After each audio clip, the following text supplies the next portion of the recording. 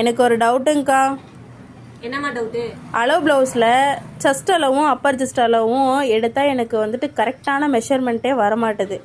அப்படி கரெக்டாக எடுத்தாலும் எனக்கு மிஸ்டேக்காக வருது. ஓகே, எனக்கு கரெக்ஷன் சொல்லுங்கள். ஓகே, ஃபஸ்ட்டு வந்து ஜஸ்ட் அளவுனா என்ன, அப்பர் ஜஸ்ட் அளவுனா என்னங்கிறது ஃபர்ஸ்ட் பார்க்கலாம்.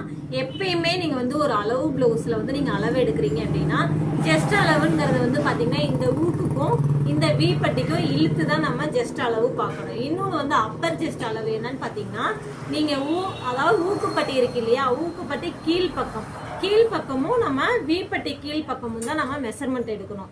ஸோ இப்போ வந்து நிறைய பேருக்கு தெரிஞ்சிருக்கும் ஜஸ்ட் அளவு எப்படி எடுக்கணும், அப்பர் ஜஸ்ட் அளவு எப்படி எடுக்கணும் அப்படிங்கிறது. ஜஸ்ட் அளவு வந்து எப்பயுமே எடுக்கும்போது டேப்ல எடுக்கிறீங்க அப்படின்னா